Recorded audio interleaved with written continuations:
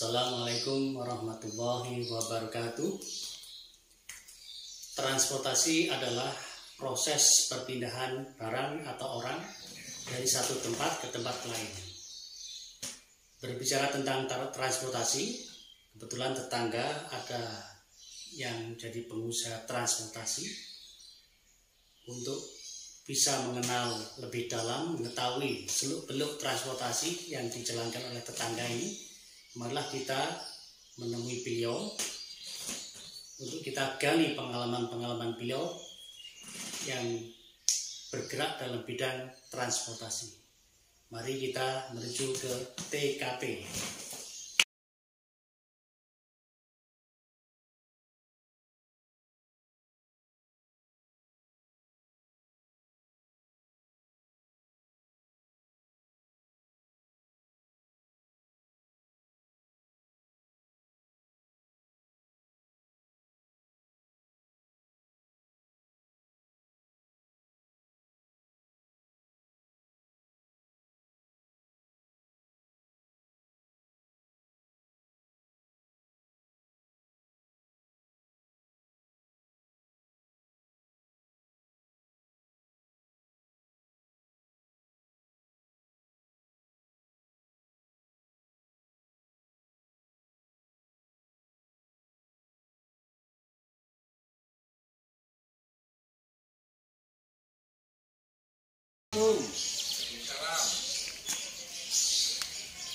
Nih Pak, monggo masuk. Silakan. Udah. Gimana Pak? Kabar sehat? Alhamdulillah. Sehat ya Pak. Oke. Foto tak Pak? Ini Pak. Pak Ikhwan, ya, saya kesini mau ngobrol-ngobrol tentang usaha jasa transportasi Pak Ikhwan. Saya bersama dengan Pak Ikhwan, tetangga sendiri ini di Rajasa ya. Tahu saya Pak Ikhwan usaha transportasi. Ya, betul. Pak Ikhwan aslinya mana? Bawean. Bawean. Bawean itu di Gresik. Gresik. Ya. Oh, lahir sana. Lahir di sana. Di sana terus sekolah? Sekolah SMP di Tebuirang, SMA di Salafia Safia. Itu pondok. Ya, itu pondok. Terus kuliahnya di Undi Malang. Iya. Jurusan apa Pak? Jurusan akuntansi. Akuntansi. Ya. Jadi setelah lulus baru bekerja. Setelah lulus ya baru bekerja. Bekerja apa tuh? Kalau dulu saya itu kan angkatan 2006 ya, untuk kuliahnya angkatan 2006. Kebetulan lulusnya itu 678. Lulusnya itu saya telat. Sampai tahun 2011. 2011. Iya, 5 tahun kuliahnya. Ya udah begitu telat Pak. Oh, 5 tahun biasa lah. Kebetulan setelah lulus tahun 2011 saya itu ikut seleksi mahasiswa berprestasi. Itu masih berprestasi loh Pak. Akhirnya saya itu memulai karir saya itu di Hotel Sahid Montana. Sahid Montana itu yang di Montana. RRI itu. Tugu. Hotel Tugu terus sebelahnya itu Hotel Montana Sahid Montana. Oh, Sahid Montana. Iya. Yang di situ kalau nama hotelnya itu Montana, terus manajemennya dibeli Sahid. Akhirnya digabungkan menjadi Sahid Montana. Nah, kerja sebagai apa gitu Pak? saya di situ itu kerja menjadi staf accounting bagian pos kontrol yang mengatur cash flow keluar masuknya uang. Di situ itu mulai tahun 2011 sampai tahun 2015. 4 tahun. 4 tahun di situ. Terus kok itu berubah haluan berubah haluan pengusaha. Ya. Ceritanya gimana? Memang udah punya cita-cita jadi pengusaha gitu kan? Ya, cita-cita sih pasti ada ya. Kebetulan saya itu merasa jenuh ya jadi karyawan. Jenuh menjadi karyawan Pak. dengan jam kerja yang sudah ditetapkan, terus pulang kerja yang sudah ditetapkan, terus dengan salary yang sudah ditetapkan. Akhirnya ya apa ya, jadi seperti halnya kehidupan kita itu ada batasan-batasannya di situ. Ya udah tetap di situ-situ aja. Karena saya itu memikirkan bahwasanya, wah ini kalau kayak gini-gini aja, kalau aku jadi karyawan kayak gini-gini aja, kayaknya gimana ya untuk menutupi kebutuhan yang semakin meningkat ini. Jadi saya itu punya pemikiran untuk buka usaha jasa transportasi. Kenapa yang dipilih transportasi? Karena apa ya? Yang pertama, saya itu sudah punya gambaran, ya, punya gambaran. Suatu saat saya itu ingin mempunyai usaha jasa transportasi. Karena kalau menurut saya itu jasa transportasi itu kebutuhan primer ya Pak ya. Kebutuhan primer dalam kehidupan atau dalam roda perputaran perekonomian. Karena di mana ada produksi, di situ pasti ada jasa transportasi. Kalau untuk memproduksi mungkin sudah tidak ada, yang pertama tidak ada keahlian, terus yang kedua saya itu bingung jalan itu dari mana, mau memproduksi apa ini. Kamu sudah pengalaman di transportasi? Waktu itu bukan saya itu berpengalaman, bukan. Cuman saya itu waktu itu masih mengamati dan dipelajari oleh kebetulan sama orang tua saya sendiri. Orang tua jasa transportasi? Punya, tapi orang tua istri, mertua. Oh mertua. Karena istri dari mana? Apa? Istri dari mana sih? Istri dari Malang sini, Sumber Manjing. Oh Sumber Manjing. Yang kebetulan memang dia itu usaha utamanya itu juga jasa transportasi. Nah dari situ saya itu menyontoh, terus mempelajari dan belajar. Ya alhamdulillah sedikit punya terus berlanjut dan berlanjut. Waktu itu menggerakkan apa jasa transportasi punya sendiri ya, truk gitu? Punya sendiri, terakin, ya punya sendiri. Itu kemana gitu? Kalau untuk rutenya ya si Jawa tadi. Ngangkut apa bisa? Kalau waktu itu sih yang saya tahu itu ya makanan di Dampit sana, terus sama enak eco di Karangploso. Apa? Enak eco. Enak eco itu pabrikan seperti halnya makanan-makanan ringan juga, bumbu-bumbu juga. Itu kan swalayannya juga banyak. Agak keras suara. Oh. Nggak kedengaran nanti. Lebih dekat aja. Oh dekat aja biar jelas.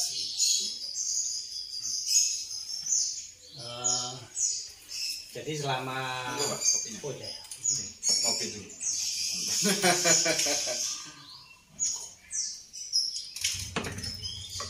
Selama bekerja di Montana tadi itu sambil nyambi bantu mertua gitu. Ya. Waktu dulu saya itu membantu. Karena saya itu yang pertama niatnya untuk membantu, yang kedua juga belajar. Setelah saya itu punya gambaran, ya kenapa tidak saya itu menjalankan sendiri. Akhirnya mulai dari situ saya itu step by step saya itu mulai istilahnya kalau dalam bahasa marketing itu adalah mencari pasar sendiri. Dan alhamdulillahnya ya dapat juga. Yang pertama saya itu dulu pertama kali saya itu kerjasama dengan PT Duta Paper. Duta Paper. Di mana itu? Duta Paper itu di Pandaan. Iya, itu customer pertama saya. Jadi ngangkut apa? Kertas. Iya, kemana? Kertas gulungan. Dari mana kemana? Dari Pandaan ke Jakarta, ke Tangerang, terus Palembang. Ya pokoknya Jakarta Sumatera. Itu pakai truk sendiri atau? Nah, waktu itu sudah pakai truk sendiri karena alhamdulillah saya sudah ada sedikit sedikit modal lah, tapi nyicil. Tetap masih nyicil. Ada berapa truk waktu itu? Waktu itu saya sudah ada 3 armada PS. Iya, waktu itu. Jadi di Duta Paper itu. Di Duta Paper itu. Kali. Iya. Itu masih kerja di hotel kan? Sudah enggak? Sudah enggak. Waktu itu saya sudah resign karena saya pikir saya akan kehilangan fokus. Kalau memang saya itu double job, nanti saya itu akan bisa kehilangan fokus. Jadi saya itu harus bisa mengorbankan salah satu dari pekerjaan saya. Jadi saya memutuskan untuk bismillah, saya itu ingin berkarir dan mencari nafkah ya di jasa transportasi. Jadi di Duta Paper berapa lama ya? Saya di Duta Paper itu lumayan lama juga ya. Sampai sekarang ya Pak ya. Sampai sekarang masih? Ya, sampai sekarang masih. Di Duta Paper itu mulai dari tahun 2015-an. Sampai sekarang masih. Ya ada juga beberapa. Terus selain Duta Paper apa sih? Selain Duta Paper banyak ya. Malang ini ada? Di Malang ini ada beberapa. Cuman nggak enak lah kalau saya sebutin satu persatu. Cuma sekarang saya lagi fokusnya sekarang itu membangun usaha ekspedisi juga, tracking juga itu di Surabaya. Iya, di Surabaya. Di Surabaya itu kebetulan saya itu direktur dari PT Pulau Nusantara Indonesia. Pulau Nusantara Indonesia. Namanya. Iya. Perusahaannya. Perusahaan. Bergerak bidang sama transportasi. Sama juga. Itu mulai kapan tuh? Kalau itu baru dimulai tahun 2019. Ya, tahun 2019 kita baru merintis. Kita mulai dari penataan untuk penyedia armadanya, terus manajemennya, terus pasarnya, semuanya kita itu tata mulai dari awal. Alhamdulillah sekarang sudah 85% selesai. Kamu udah punya berapa armada? Kebetulan kalau di sana sekarang pas 100 unit. 100 armada. 100 armada. Yang besar-besar tadi. Ya, untuk 20 feet dan 40 feet. Itu yang sopirnya berapa orang? 125. Iya, 100 itu driver utama, terus 25 itu driver cadangan. Nggak ada yang sakit, berhalangan kalau ada keperluan keluarga apa segala macam. Jadi yang 25 itu ya. Ini selama ini di Surabaya angkut apa aja biasanya? Yang pertama kita itu mengangkut untuk kebutuhan kita sendiri ya. Itu yang pertama, untuk kebutuhan kita sendiri. Karena Pulau Nusantara itu sister company dari Antariksa Nusantara. Yang di situ adalah bergerak di usahanya bergerak di bahan kimia. Ya, bahan kimia.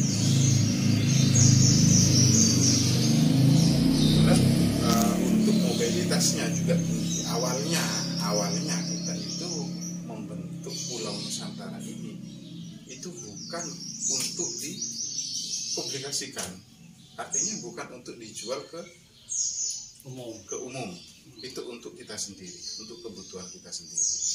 Mengangkut yang bahan kimia. Ya, terus lama-lama kok ya sayang juga ya kalau nggak dijual keluar gitu ya. Akhirnya kita itu sekarang alhamdulillah sudah kerja dengan beberapa anak pelayaran.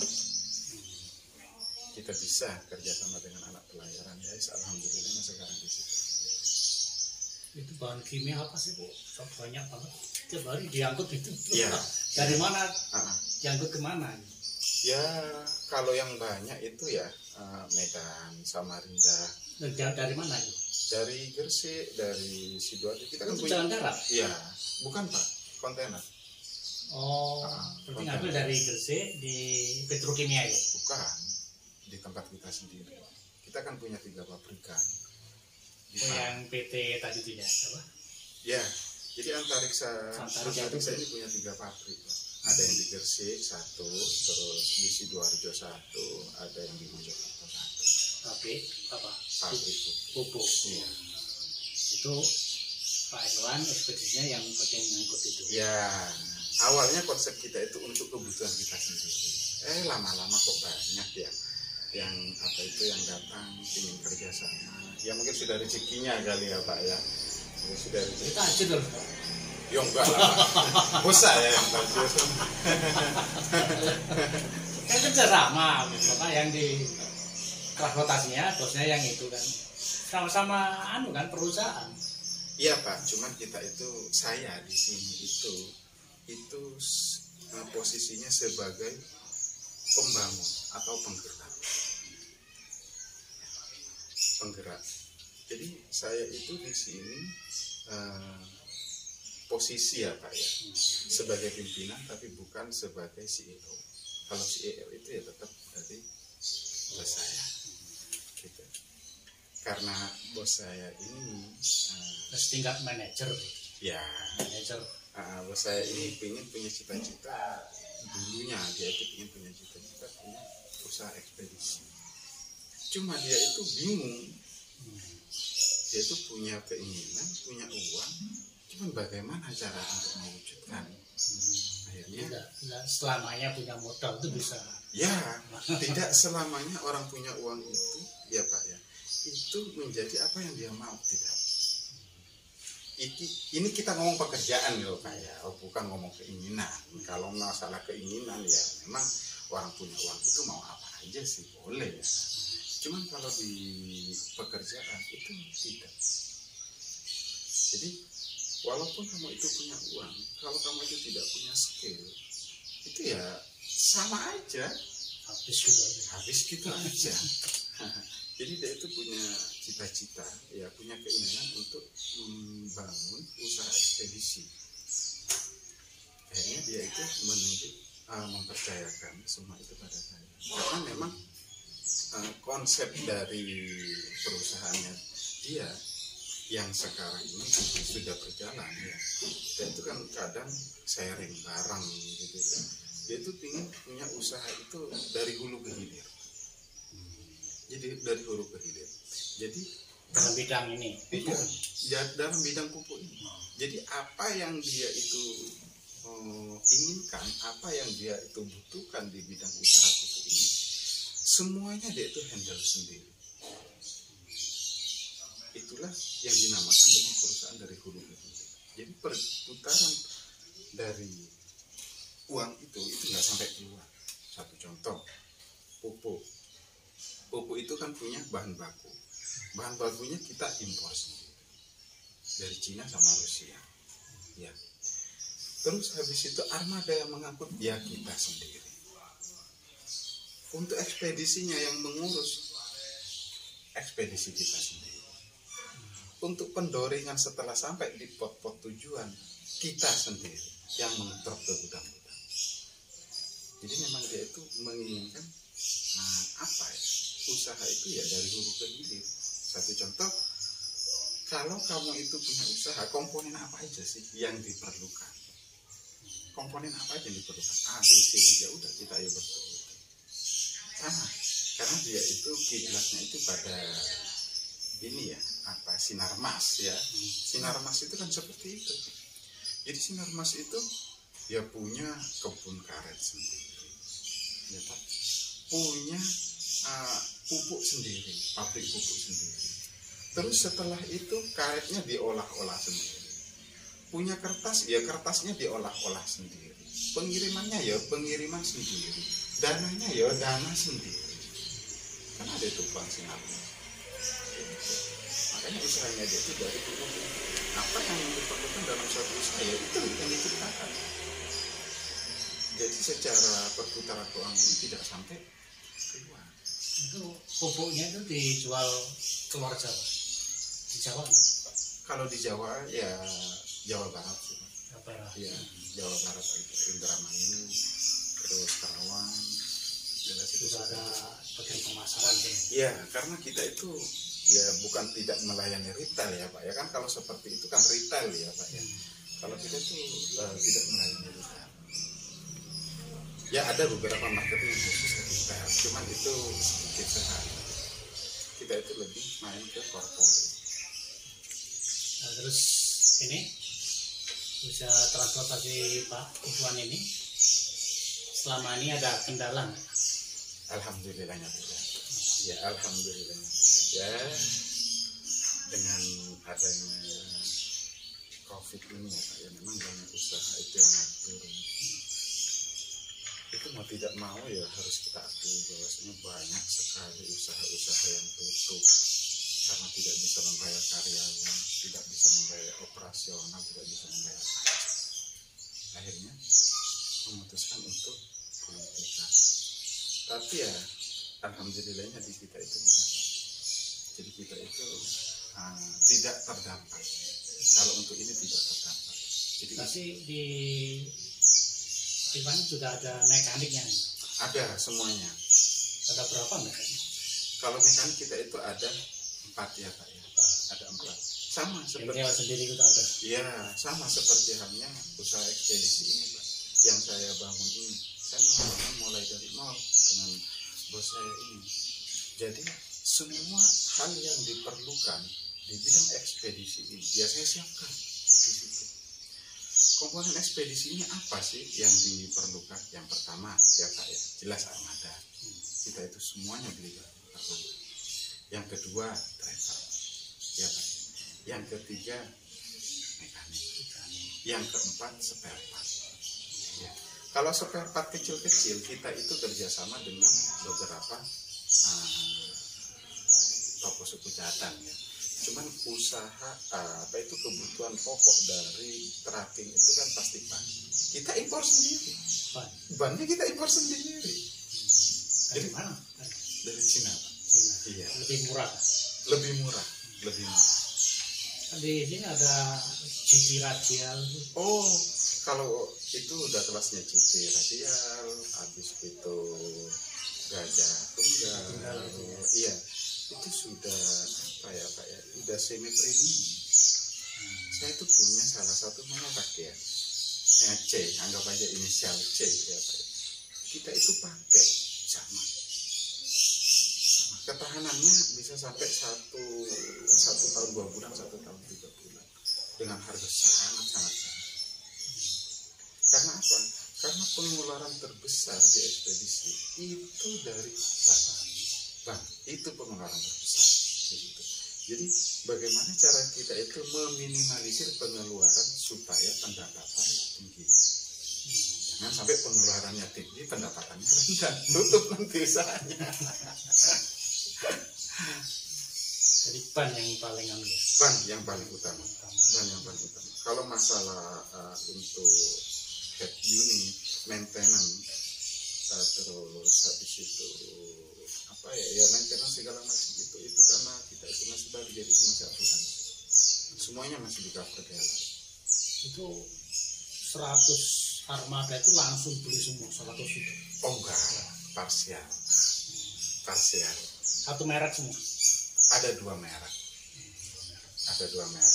Kita pakai merek Nissan UD Vesta sama ini 250 TH. Terus stoknya itu? Oh kalau itu kan punya pelayaran. Dengan pelayaran mana kita kerjasama? Ya itu. Karena yang punya box itu cuma pelayaran. Tidak boleh kalau bukan pelayaran. Jadi kita itu kan kerjasama dengan 4 pelayaran ya Pak ya. Ada Sepil, ya itu anak perusahaannya dengan Tepil. Jadi kita itu kerjasama dengan Tepil. Ada Meratus, anak perusahaannya itu MIF. Kita kerjasama dengan ada Temas, anak perusahaannya itu Temas Susu. Kita kerjasama dengan Temas Susu. ada Tanto, itu anak perusahaannya itu SNL, kita kerjasama dengan SNL. Nah, apa bedanya perusahaan utama dengan anak perusahaan? Nah, di sini saya sedikit jelaskan. Satu contoh, Sepil. Sepil itu adalah ibunya, anaknya adalah Sepil, anak perusahaannya adalah Sepil. Nah, ketika Sepil ini dia itu punya order, ya, itu dapat turunnya ke anak, strukturnya. Nah, si anak itu bagaimana cara untuk menggerakkan? Nah, dia itu ke saya, karena begitulah urutannya. Ibaratnya dalam satu perusahaan itu saya itu pengeksekusi. Ya kalau barang nggak bisa bergerak ya, Iya. mantap gitu aja. Percuma kita itu banyak order tapi pengeksekusian di lapangan itu nol, itu percuma. Tapi kalau pengeksekusiannya itu bagus, ya tidak menutup kemungkinan kita akan dilirik oleh beberapa anak perusahaan.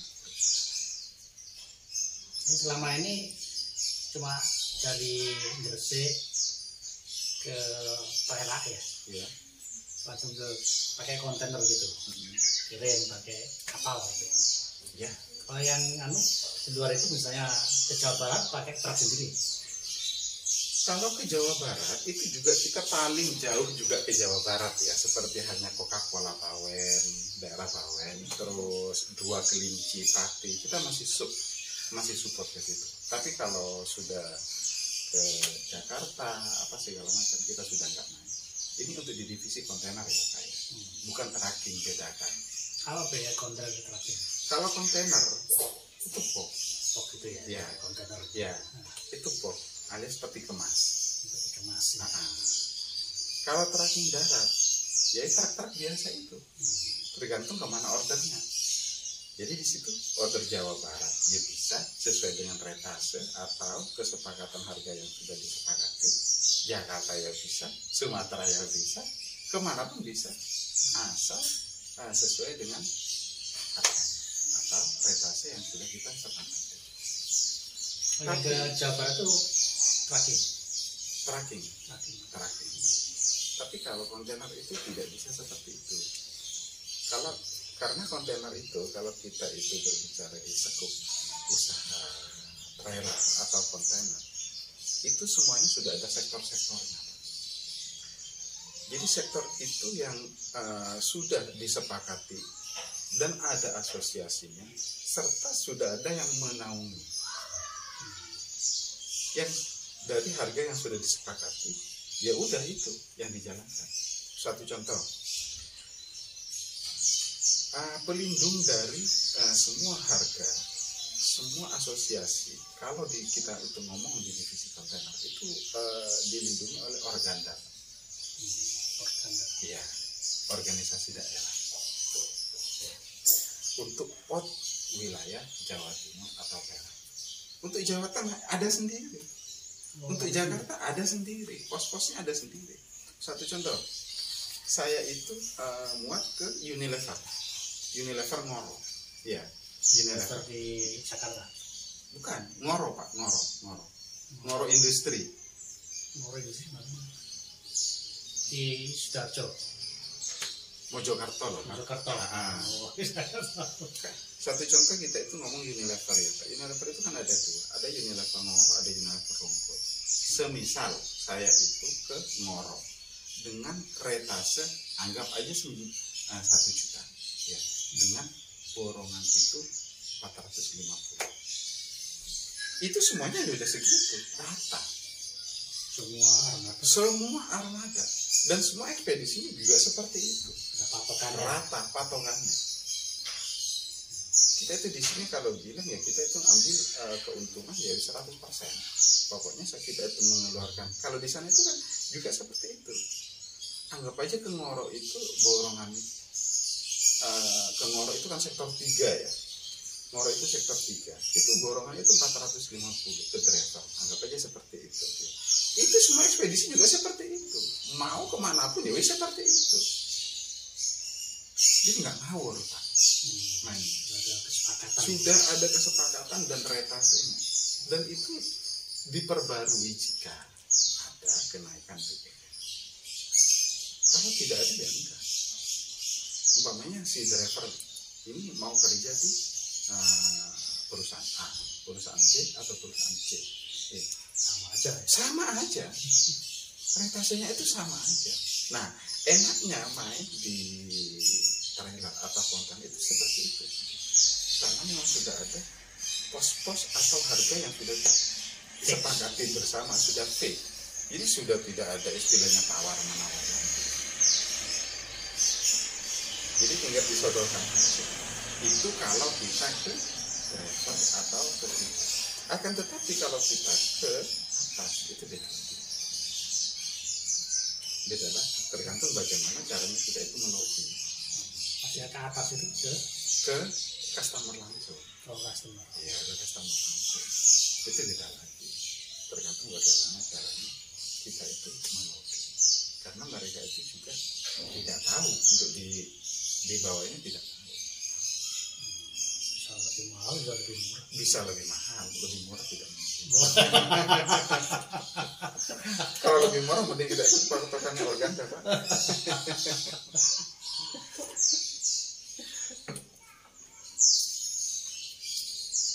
Seru sih Pak kalau kita itu ngomong ke usaha ekspedisi ini seru. Jadi lebih apa ya, lebih memacu adrenalin. Iya, skill kita itu harus betul-betul menguasai. Fokus kita itu harus betul-betul terjaga. Karena kalau kita itu hilang fokus sedikit aja, aduh sudah habis. Itu pendidikan Pak Eko dari UMN ya? Ya. Atas ekonomi akuntansi. Iya, ekonomi akuntansi. Ada mendukung dengan pendidikan? Sebetulnya mendukung. Mendukungnya apa? Dengan kita itu punya basic accounting, jadi kita itu punya basic Untuk rugi. Karena yang saya tahu di accounting itu untuk mempelajari laba rugi, Pak. Kalau nggak laba ya rugi. Ya.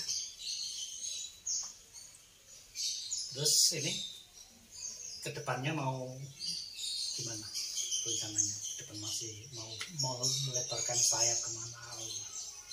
Untuk kedepannya kita itu insya Allah Pak, nah sekarang dalam tahap uji coba ya, itu kita pengen punya kapal sendiri. Karena salah satu komponen pengiriman kita itu adalah kapal. Ya, untuk sementara ini kita itu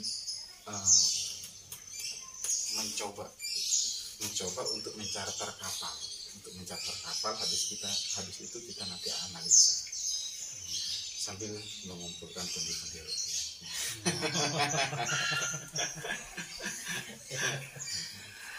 Itu next Pak, next untuk di tahun berikutnya, insya Allah untuk tahun 2002 atau untuk 2003. Cuman ini sudah dalam tahap trial. Nanti Pak Ikhwan yang handle kapal. Ya mau nggak mau. Terus kapalnya. Iya, kalau sekarang untuk di divisi tracking, alhamdulillah sudah settle ya Pak, sudah settle 85%. Jadi sudah bisa kita tinggal itu sudah bisa. Kalau untuk angkutan penumpang nggak ada. Oke, kalau kayak gini kan sepi kan ya. Wah ya sepi sekali. Udah kita pakai angkutan barang aja. Tidak ada di kita kan bisa kita jual ke tempat lain. Mungkin ada pesan-pesan untuk adik-adik SMA ini. Ya. Kewirausahaan yang. Iya. Kalau pesan-pesan saya itu untuk adik-adik ya, tetaplah bermimpi, tetaplah berusaha. Karena tidak ada sesuatu yang tidak mungkin. Kita itu bisa menjadi apa yang kita mau, asal kita itu mau. Begitu sih. Ya. Makasih ya. Terima kasih.